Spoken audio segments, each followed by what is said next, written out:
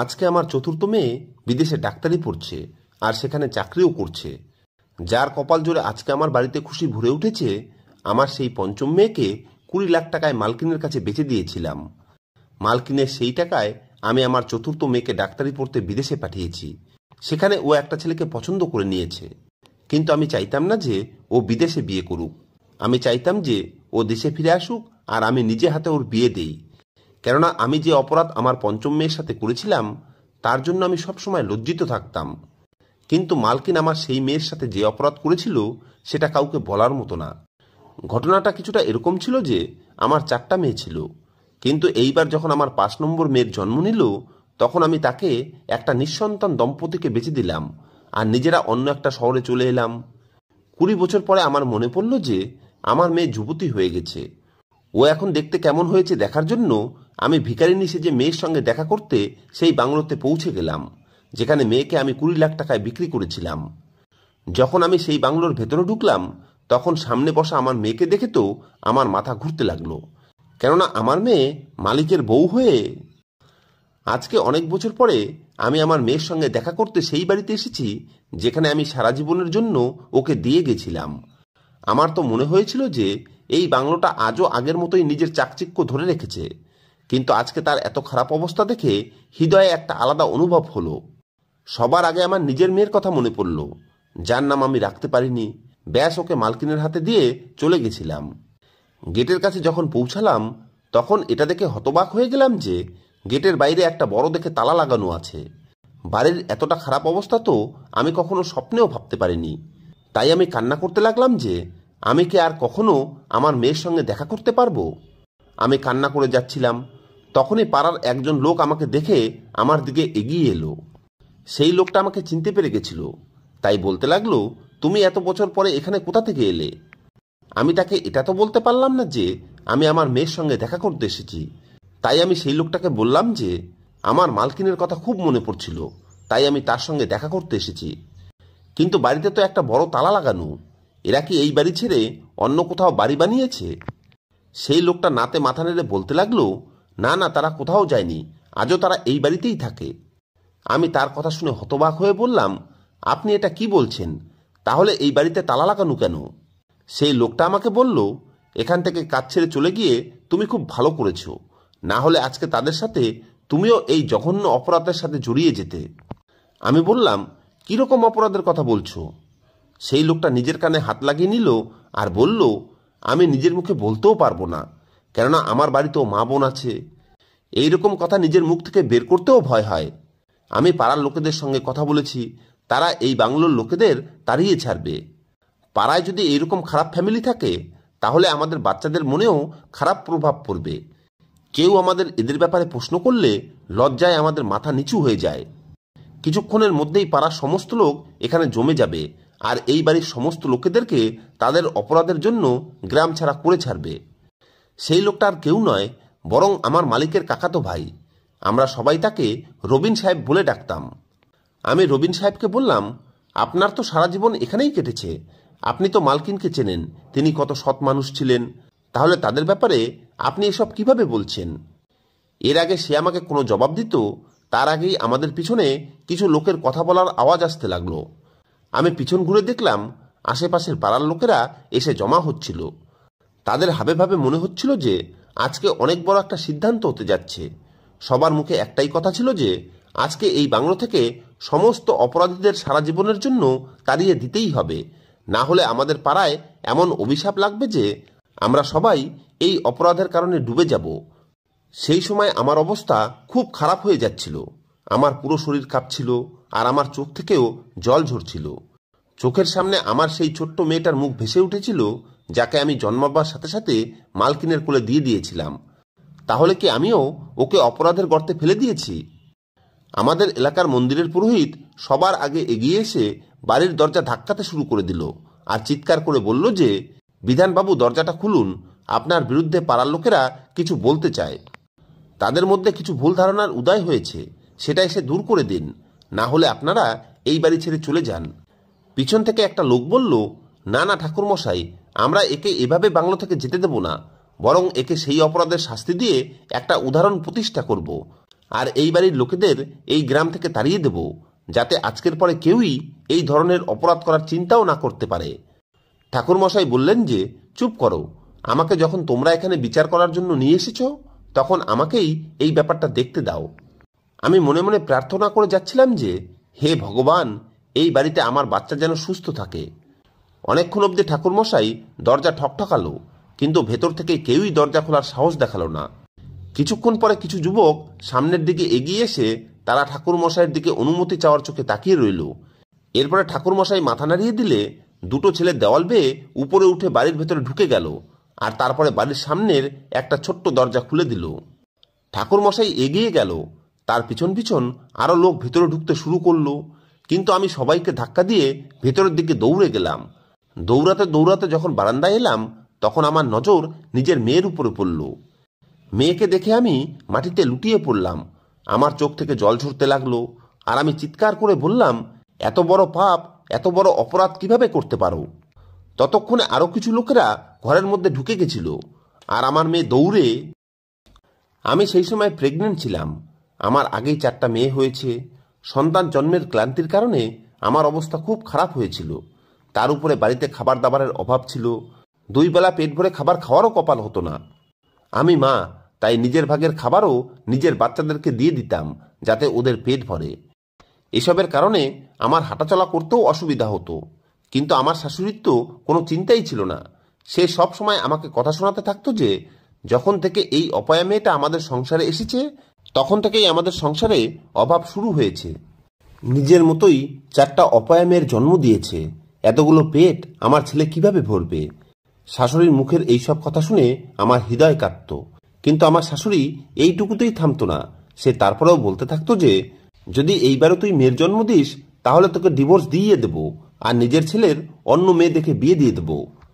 আমি চাই আমার ছেলের একটা ছেলে হোক, যে আমার ছেলের সাহারা হবে আর ওর সাথে একসাথে হয়ে টাকা ইনকাম করবে। প্রথম প্রথম যখন আমার শাশুড়ি আমার সাথে ঝগড়া করত তখন আমার বর খুব রাগ করত। ও নিজের মাকে বলতো যে, ভগবানের জন্য তুমি এরকম কথা বলো না, রূপা আমার বউ, আর ওর খেয়াল রাখা আমার দায়িত্ব। প্রথম মেয়ে যখন হয়েছিল তখন অবধি আমার বর ভালো ছিল। যখন দ্বিতীয় মেয়ের জন্ম হলো তখন আমার বর চুপচাপ থাকতো, কিন্তু ও কোনো খারাপ কথা মুখ থেকে বের করতো না।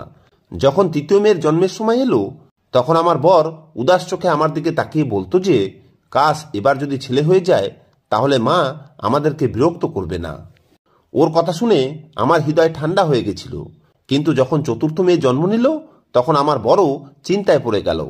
ও বলতে লাগলো যে, আমি একা ইনকাম করি, আর আমার চাকরিও এত ভালো না, আমি দিন আনি দিন খাই, আমি এতগুলো পেট পালবো কিভাবে?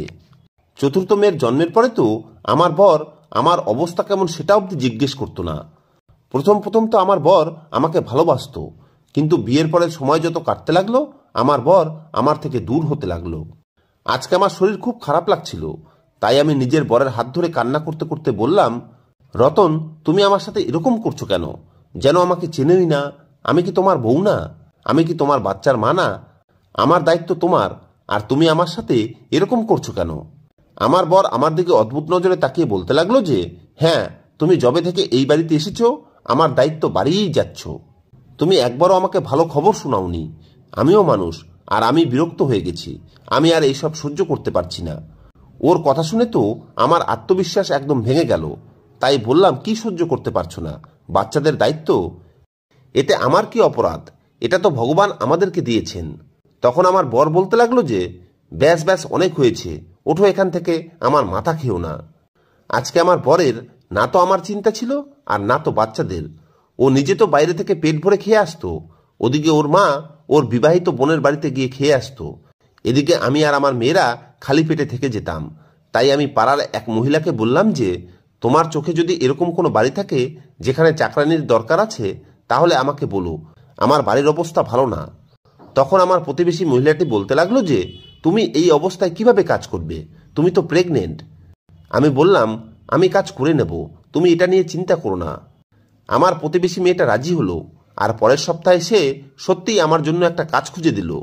সে বলল, একটা অনেক বড় বাংলো আছে, সেখানে শুধু 2জন স্বামী স্ত্রী থাকে, তাদের কোনো সন্তান নেই। তাই তুমি তাদের বাড়িতে কাজ করলে তোমার উপরে খুব বেশি কাজের চাপও পড়বে না, আর তারা তোমাকে খুব ভালো বেতনও দেবে। আমি প্রতিবেশী মেয়েটিকে তাড়াতাড়ি করে হ্যাঁ বলে দিলাম আর বললাম যে আজকে রাতে আমি আমার বরের সঙ্গে কথা বলবো আর কাল থেকে কাজে যেতে শুরু করে দেব। আমার প্রতিবেশী মেয়েটা বলল, ঠিক আছে, কালকে আমি তোমাকে নিজের সাথে নিয়ে যাব আর তোমাকে মালকিনের সাথে দেখা করিয়ে দেব। আমি সন্ধ্যাবেলা নিজের বরের অপেক্ষা করছিলাম। না জানি কেন আমার হৃদয়ে এই খেয়াল বারবার আসছিল যে ও হয়তো আমাকে বলবে যে তোমার অবস্থা ঠিক নেই, তুমি কিভাবে লোকের বাড়িতে কাজ করবে, তোমাকে কোথাও কাজ করতে যেতে হবে না, তোমার সমস্ত দায়িত্ব আমার, আমি তোমার সব কিছু পূরণ করব। সন্ধ্যাবেলা যখন আমার বর কাজ থেকে ফিরে এলো তখন আমি তাকে বললাম যে আমি একটা বাংলোতে কাজ পেয়েছি, যদি তুমি অনুমতি দাও তাহলে আমি সেই বাড়িতে কাজ করতে যাব। রতন আমার দিকে অদ্ভুত নজরে তাকালো আর বলতে লাগলো, কেমন কাজ?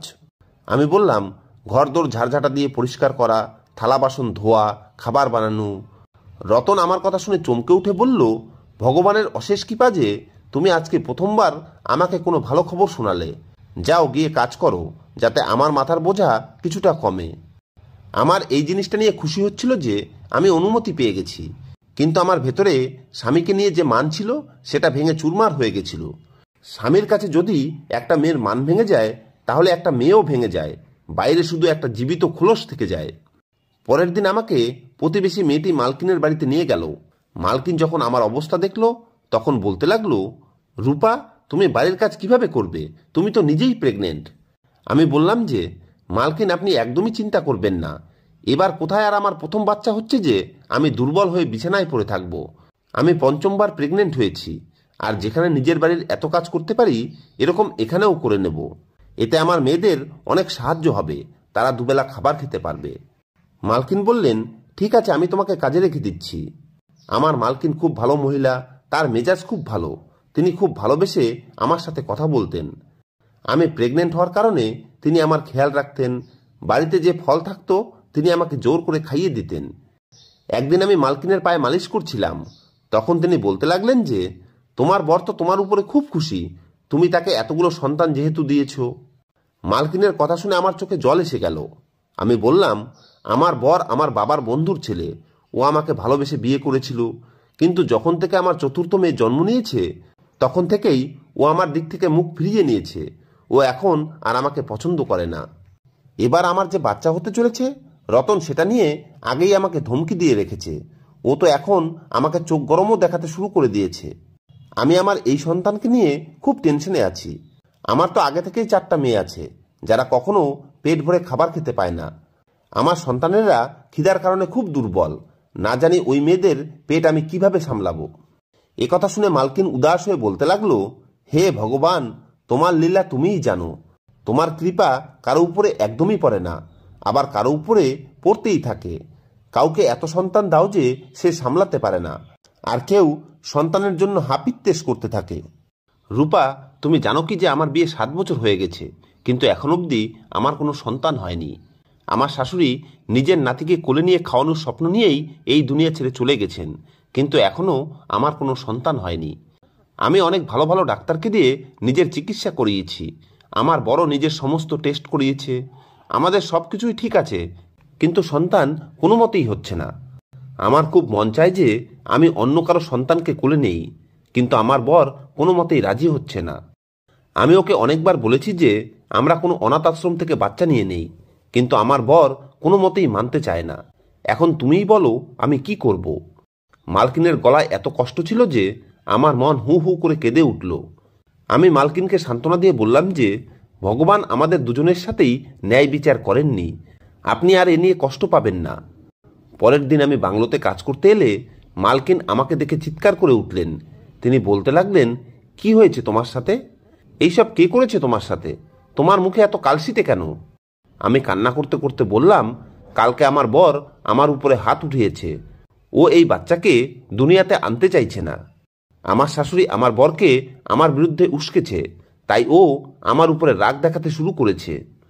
আমি তাকে বলেছি যে এটা তোমার সন্তান, আর তুমি একে দুনিয়াতে আসার আগেই পেটে মেরে ফেলতে চাইছো। আমার স্বামী বলল, এই বাচ্চা আমি চাই না, আর যদি তুমি একে জন্ম দাও তাহলে আমি তোমাকে ডিভোর্স দিয়ে দেব। আমার কথা শুনে আমার মালকিন কান্না করতে শুরু করে দিল। তিনি বলতে লাগলেন, তুমি জানো কালকে আমার স্বামী আমাকে বলেছে যে ও ও আমাকে ছেড়ে দ্বিতীয় বিয়ে করবে। এর পরের দিন মালকিন আমাকে বললেন, কালকে সারাদিন এই জিনিসটা নিয়ে আমি ভেবেছি, আর এর একটা উপায়ও আমি বের করেছি। যদি তুমি খারাপ না মনে করো তাহলে আমি তোমার সাথে একটা কথা শেয়ার করব। আমি বললাম, বলুন, কি বলতে চান? আমার কি সেই অবস্থা আছে যে আমি আপনার কথায় খারাপ মনে করব? মালকিন বলতে লাগলেন, তোমার কমাস চলছে। আমি বললাম, সবে মাত্র আমার প্রেগনেন্সির দ্বিতীয় মাস শুরু হয়েছে। তখন মালকিন বলতে লাগলেন, চলো, তোমাকে এই বাচ্চাকে মারতেও হবে না, আর তোমার বর তোমাকে ডিভোর্সও দেবে না। আমি বললাম, এটা কিভাবে সম্ভব?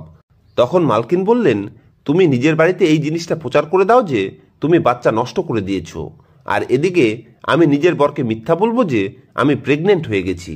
এইভাবে যখন তোমার সন্তান জন্ম হবে তখন আমি তাকে নিজের করে নেব। তোমার বর জানতেও পারবে না, কেননা এত বাচ্চা জন্ম দেওয়ার কারণে তোমার শরীরে তেমন কোনো প্রভাবও পড়বে না। তোমার দায়িত্ব শুধু এই জিনিসটা তুমি তোমার বাড়ির লোকেদের থেকে লুকাবে, আর এটা আমার দায়িত্ব যে আমি আমার স্বামীকে কিভাবে বোঝাবো যে আমি প্রেগনেন্ট। তোমার মেয়ে বা ছেলে যাই হবে সেটা তুমি আমাকে দিয়ে দেবে, আর এই কাজের জন্য আমি তোমাকে 20 লাখ টাকা দেব। এরপরে তুমি এই শহর ছেড়ে চলে যাবে। বলো তুমি এতে রাজি কিনা? এতে তোমার হবু সন্তানের জীবনও বেঁচে যাবে, আর তোমার সংসারও ভাঙবে না। তারপরে তুমি নিজের মেয়েদের সাথে আরামের জীবন কাটাতে পারবে, আর তাদেরকে দুনিয়ার সমস্ত খুশি দিতে পারবে। আমি বললাম, মালকিন, যদি এরকম হয় তাহলে খুবই ভালো হবে। আপনি তো আমার জন্য যেন রক্ষাকর্তা হয়ে এসেছেন। সেই দিন আমরা দুজন নিজেদের দুঃখ দূর করার জন্য এই সিদ্ধান্ত নিয়ে নিলাম যে আমরা এই সমস্ত জিনিস দুনিয়া থেকে লুকিয়ে রাখব। সন্ধ্যাবেলা যখন আমি বাড়ি ফিরে এলাম তখন আমার বর সামনেই বসেছিল। ওর মুখ গম্ভীর হয়েছিল। ও বলতে লাগলো, বলো, তুমি কি সিদ্ধান্ত নিয়েছ? তুমি কি এই বাড়িতে থাকতে চাও, নাকি নিজের পঞ্চম মেয়েকে এই দুনিয়াতে নিয়ে আসতে চাও? আমি আমার বরের হাত ধরে ওকে বললাম, আমি তোমার সাথেই থাকতে চাই। কালকেই আমি হাসপাতালে গিয়ে এই বাচ্চা নষ্ট করে দেব। আমার কথা শুনে আমার বরের মেজাজ ঠিক হয়ে গেল। আমার শাশুড়িও খুব খুশি হয়ে গেল, কিন্তু আমি ভেতরে ভেতরে একদম ভেঙে পড়েছিলাম। এখন যখনই আমি কাজে যেতাম আমার মালকিন আমাকে কাজ করতে দিত না, বরং সারাদিন বলতে থাকতো যে তুমি আরাম করো, কেননা তোমার পেটে আমার 7 রাজার ধন বড় হচ্ছে। আর তারপরে জোর করে আমাকে খাবারও খাইয়ে দিতে থাকতো। ফলমূল তো মালকিন সব সময় আমার জন্য রেডি করে রাখত। আমি যাতে আরাম করতে পারি তার জন্য আরেকটা চাকরানি রাখলেন। মাসের শেষে মালকিন আমার হাতে বেতনও রেখে দিতেন। এইভাবে আমার দিন খুব ভালো কাটতে লাগলো। আমি আমার কোনো প্রেগনেন্সির সময় এতটা আরাম পাইনি। এখন আমার শরীরও অনেক ভালো হয়ে গেছে। মালকিন আমাকে বলছিলেন যে এই সময় তুমি বাড়ির টেনশন থেকেও দূরে থাকবে। যদি তোমার বর তোমার সাথে ঝগড়াও করে তবুও তুমি ওকে কিছুই বলবে না। সব সময় নিজেকে নর্মাল রাখবে, না হলে এতে তোমার সন্তানের শরীরের উপরে খারাপ প্রভাব পড়বে। আমি হেসে দিতাম আর বলতাম, যখন আমার অন্য বাচ্চারা না খেয়ে আছে তখন এটা কিভাবে সম্ভব আমি টেনশন করব না। একথা শুনে মালকিন আমার বাচ্চাদের জন্য খাবার পাঠাতে লাগলেন। এদিকে আমার বরের মেজাজও এখন অনেকটা ঠিক হয়ে গেছে। আমি মালকিনকে জিজ্ঞেস করলাম যে এখন আপনার স্বামীর ব্যবহার আপনার সাথে কেমন? এখনও কি আপনার স্বামী দ্বিতীয় বিয়ে করতে চায়? মালকিনের মুখের উপরে উদাস ভাব ফুটে উঠল। তিনি বলতে লাগলেন, আমার বর এখন দ্বিতীয় বিয়ে করবে না, কিন্তু ও এখন খুব চুপচাপ থাকে। হয়তো ও এই জিনিসটার আশা করতেই পারেনি যে আমি কখনো প্রেগনেন্ট হতে পারবো, আর ওকে কখনো সন্তানের খুশি দিতে পারবো। হয়তো আমি ওর দ্বিতীয় বিয়ের স্বপ্নের উপরে জল ঢেলে দিয়েছি। না জানি আমার কোন অভাবের জন্য ও দ্বিতীয় বউয়ের খোঁজ করতে শুরু করেছিল। কিন্তু তুমি চিন্তা করো না, ধীরে ধীরে আমাদের দুজনের ব্যাপারটাও ঠিক হয়ে যাবে। আমি যখন কাজে যেতাম তখন মালকিন আমাকে ঘরের মধ্যে ঘুম পাড়িয়ে দিত। আমি নিজের পেটের উপরে হাত রেখে নিজের হবু সন্তানের সাথে অনেক কথা বলতে থাকতাম। আমি ওকে নিজের অবস্থার কথা বলতাম, ওকে বোঝাতাম যে আমাকে ঘৃণা করিস না, তোর মা খুবই নিরুপায়।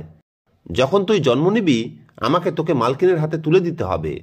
আমি এখান থেকে চলে যাব, কিন্তু তুই চিন্তা করিস না, এই যে মহিলা আছে না, তোর উপরে নিজের জীবন লুটিয়ে দেওয়ার জন্য সব সময় তৈরি থাকবে। মনে হয় আমি আমার মেয়ের সাথে যে প্রতিজ্ঞা করেছিলাম সেটা আজকে মিথ্যা প্রমাণ হয়েছে। কেননা আজকে যখন আমি ঘরের মধ্যে প্রবেশ করলাম তখন একটা অদ্ভুত দৃশ্য দেখলাম। আমার মেয়ে মালিককে জড়িয়ে ধরে বসেছিল, আর যে মালকিন সে তো বাড়ির কাজে ব্যস্ত। মালিকের আওয়াজ আমার কানে বাজছিল। তিনি বলছিলেন, রিনা, আমি তোমাকে খুব ভালোবাসি। যেদিন থেকে তোমার সাথে আমার বিয়ে হয়েছে সেদিন থেকেই আমার দুনিয়া বদলে গেছে। আমি চিৎকার করে উঠলাম, এটা তো পরিষ্কার অপরাধ। ততক্ষণে বাকি লোকেরাও ঘরের মধ্যে ঢুকে পড়েছিল। একটা লোক এগিয়ে গিয়ে মালিকের কলার চেপে ধরে বলতে লাগলো, এটা কি ধরনের অসভ্যতা হচ্ছে? তুমি কিভাবে নিজের মেয়ের সাথে বিয়ে করতে পারো? আমার মাথা ঘুরছিল। আমার এরকম মনে হচ্ছিল এখনই মাথা ঘুরে পড়ে যাব। পুরোহিত এগিয়ে এসে মালিককে বললেন যে, তুমি আমাকে সত্যি সত্যি বলো, তোমার উপরে পাড়ার লোকেরা যে অভিযোগ করেছে সেটা কি সত্যি? তুমি কি সত্যিই নিজের মেয়েকে বিয়ে করে নিয়েছো? সত্যিই কি এই মেয়েটাকে তুমি বিয়ে করেছো? তখন মালিক এই কথার উপরে হাতে মাথা নাড়িয়ে দিল আর বলল, হ্যাঁ, আমি এই মেয়েটার সাথে বিয়ে করে নিয়েছি, কিন্তু আমার কথা শুনুন। মালিকের কথা তখনও পুরো হতে পারেনি, তার আগেই কিছু লোক এগিয়ে এলো আর তারা মালিকের উপরে হামলা করে দিল। মালিক নিজের জীবন বাঁচানোর জন্য বলছিল, থামো তোমরা, আমার কথাটা শোনো, এ আমার মেয়ে নয়, এই মেয়েটাকে আমার বউ অন্য কারো থেকে কিনে পালছিল। কিন্তু সে কথা না শুনেই পুরোহিত সাহেব বলতে লাগলো যে, এ তোমার মেয়ে, তাই এর সাথে তোমার বিয়ে বৈধ নয়, তুমি এটা চরম অন্যায় করেছ। আমি হাউমাউ করে কাঁদছিলাম। এদিকে মালকিন এগিয়ে এসে বলতে লাগলো, পুরোহিত মশাই, আপনি আমার কথাটা শুনুন। পুরোহিত মশাই বলতে লাগলেন, হ্যাঁ মা, বলো কোনটা সত্যি আর কোনটা মিথ্যা। মালকিন বলতে লাগলেন যে, আমি বিয়ের 7 বছর পরেও কোনো সন্তান জন্ম দিতে পারিনি। তখন আমার স্বামী আমাকে দ্বিতীয় বিয়ে করার ধমকি দিতে শুরু করেছিল। এই কারণে আমি আমার চাকরানির মেয়েকে কিনে নিয়েছিলাম আর আমার স্বামীকে বলেছিলাম যে এটা আমার মেয়ে। এই চাকরানিও এখন আপনাদের সামনে দাঁড়িয়ে আছে, ওকে জিজ্ঞেস করে দেখুন। আমিও এই কথাটা স্বীকার করে নিলাম আর বললাম, মালকিন যেমনটা বলছেন তেমনই ঘটেছিল। এরপরে মালকিন বলতে লাগলেন যে, আমি আমার স্বামীকে বলেছিলাম যে আমি প্রেগনেন্ট, কিন্তু সেটা শুনে আমার স্বামী একদমই খুশি হয়নি। যেদিন আমি এই বাচ্চাকে কোলে পেয়েছিলাম সেই দিনই আমার বর আমাকে বলেছিল যে, আমাকে সত্যি সত্যি বলে দাও এ কার মেয়ে, না হলে আমি তোমাকে এখনই ডিভোর্স দিয়ে বাড়ি থেকে বের করে দেব। আমি নিজের বরকে বিশ্বাস করানোর অনেক চেষ্টা করেছিলাম যে এই বাচ্চাটা আমি জন্ম দিয়েছি। এ কথা শুনে আমার বর বলেছিল যে, আমি তো বন্ধ্যা, আমি সন্তান জন্ম দিতেই পারবো না, তাহলে এটা কার মেয়ে? তুমি কোথাও নিজের মুখ কালো করে এসেছো। এই কথা শুনে তো আমি ঘাবড়ে গেছিলাম। এরপরে আমি বলেছিলাম যে, আমি কোথাও মুখ কালো করিনি, বরং এই বাচ্চাটাকে আমি অনাথ আশ্রম থেকে নিয়েছি, একে আমি নিজের মেয়ে বানিয়ে রাখব। সেই সময় আমি খুব টেনশনে ছিলাম, কারণ আমার মিথ্যা আমার স্বামীর সামনে এসে গেছিল। আমি যদি সেই সময় স্বীকার না করতাম, তাহলে ও আমাকে উঠতে বসতে এই জিনিসটা নিয়ে কথা শোনাতে থাকতো যে, তুমি একটা চরিত্রহীন মেয়ে, তুমি আমাকে ধোকা দিয়েছ, তুমি নিশ্চয়ই কারোর সাথে মুখ কালো করে এসেছো। তাই আমি বাধ্য হয়ে স্বীকার করি, কিন্তু এরপরেও আমার স্বামী আমাকে কথা শোনাতো যে, তুমি আমার সাথে ধোকা করেছ, তুমি তো পুরো 9 মাস আমাকে ধোকা দিয়েছ। ও আমাকে কখনোই এই জিনিসটার অনুভব হতে দেয়নি যে ও নিজে নপুংসক হয়েও বিয়ের পরে সব সময় আমাকে সন্তানের কথা শোনাতে থাকতো। যখন আমি আমার বরের সত্যিটা জানতে পারলাম, তখনও ও আমাকে ধোকাবাজের অভিযোগ লাগিয়ে কথা শোনাতো। আমি নিজেকে অপরাধী মনে করতাম, কিন্তু আমি জানতেই পারিনি যে আমার বর আমার সাথে খেলছে। পাড়ার লোকেদের চোখে তো রিনা আমার মেয়ে আর আমাদের সাথেই থাকতো, কিন্তু এরকম ছিল না। রিনার জন্য আমি আলাদা চাকরানি রেখেছিলাম, রিনা তাদের সাথেই থাকতো। এত বছরে না তো আমার স্বামী কখনোই ওই মেয়েকে দেখতো, আর না তো ওর সাথে বাবার মতো ব্যবহার রাখতো। আমি কখনোই ওই মেয়েটার মা হতে পারিনি। ব্যাস সারাদিনে 1 ঘন্টার জন্য ওর কাছে যেতাম, তারপরেও আমার বর আমার সাথে খুব খারাপ ব্যবহার করত। ও আমাকে দেখে রেগে যেত আর বলতো যে, তুমি আমার সামনে নকল প্রেগনেন্সির নাটক করেছো, না জানি তোমার কতজন প্রেমিক আছে, আর আমার আড়ালে তুমি কি কি সব করতে থাকো। ওর কটু কথা শুনতে শুনতে তো আমি ভুলেই গেছিলাম। কখনো পাল্টা প্রশ্ন করার চিন্তাও মাথায় আসেনি যে, মিথ্যাবাদী তো তুমি আমার সাথে সবসময় ঝগড়া করেছো, যদিও তুমি নিজেই নপুংসক ছিলে আর সন্তান না হওয়ার দোষ আমাকে দিতে। যাই হোক, যখন রিনার বয়স 16 বছর হলো, তখন একদিন ও আমার কাছে এলে আমার বরের নজর ওর দিকে পড়ে। এরপরে 2 বছর ও চুপচাপ থাকলো, কিছুই বলল না। কিন্তু যখন রিনা 18 বছরের হলো, তখন একদিন আমার বর আমার সামনে ডিভোর্সের কাগজ রেখে দিল আর বলতে লাগলো যে, তুমি আমার বিয়ে রিনার সঙ্গে করিয়ে দাও, না হলে আমি তোমাকে ডিভোর্স দিয়ে দেব। ডিভোর্স একটা এমন জিনিস যেটাতে আমি খুব ভয় পেতাম, কেননা আমার বাবা মা এই দুনিয়াতে নেই, তাই আমার জন্য থাকার কোনো ঠিকানাই ছিল না। রিনাও এই বিয়ে করতে চাইতো না, কিন্তু সেও আমার মতোই বাধ্য ছিল, তার কাছেও অন্য কোনো উপায় ছিল না। রিনার সঙ্গে বিয়ে হওয়ার পরে আমার বর আমাকে এই বাড়ির চাকরানি বানিয়ে দেয় আর রিনাকে মালকিন। না জানি এরিয়াতে এই কথাটা কিভাবে প্রচার হয়ে গেছে, কিন্তু যা হয়েছে ভালোই হয়েছে। রিনা এগিয়ে এসে বলতে লাগলো, আমি এই লোকটার থেকে ডিভোর্স চাই। পুরোহিত মশাই পুলিশ ডাকলেন, আর রিনাকে ব্ল্যাকমেল করে বিয়ে করার কেস ফাইল করে দেওয়া হয়। পুলিশ মালিককে উঠিয়ে নিয়ে গেছে। এখন রিনা মালিকের থেকে ডিভোর্সও পেয়ে গেছে। মালকিনও মালিকের থেকে ডিভোর্স নিয়ে নিয়েছে আর নিজের সম্পত্তি বিক্রি করে রিনার সাথে অন্য শহরে শিফট হয়ে গেছে। কিন্তু যাওয়ার আগে আমি রিনাকে বুকে জড়িয়ে ধরার সুযোগ পেয়েছিলাম। আমার এই মেয়ের কপালের জোরে আমার অন্য 4 মেয়ের কপাল ভগবান খুলে দিয়েছেন। মালকিনের কোলে যখন আমি রিনাকে দিয়েছিলাম তখনই আমার জীবন বদলে গেছিল। আমার স্বামী আমার সাথে ভালো ব্যবহার করত, আমার মেয়েরা পেট ভরে খাবার পেত, ওদেরকে আমি ভালো স্কুলে অ্যাডমিশন করাতে পেরেছিলাম। মালকিনের দেওয়া 20 লাখ টাকা দিয়ে আমি কসমেটিকের দোকান খুলেছি। এখন আমার বড় মেয়ে বিউটিশিয়ানের কোর্স করে পার্লার খুলে নিয়েছে, আর আমার মেজো মেয়ে সেলাইয়ের কোর্স করে সেলাইয়ের দোকান খুলেছে, আর ছোট মেয়ে ডাক্তারি কলেজে পড়ে। এখন আমার বাড়িতে কোনো জিনিসের কোনো অভাব নেই, নিজেদের বাড়ি গাড়ি সব কিছুই আছে। এখন আমার বর আমার মেয়েদেরকে আশীর্বাদ দিতে থাকে। আমার শাশুড়ি আমার মেয়েদের সাথে খুব হাসি মজা করতে থাকে। এখন সে আমার বড় মেয়ের বিয়ে দেওয়ার চক্করে আছে, প্রতিদিন ওর সম্বন্ধের জন্য ছেলে খুঁজতে থাকে। ধন্যবাদ বন্ধুরা।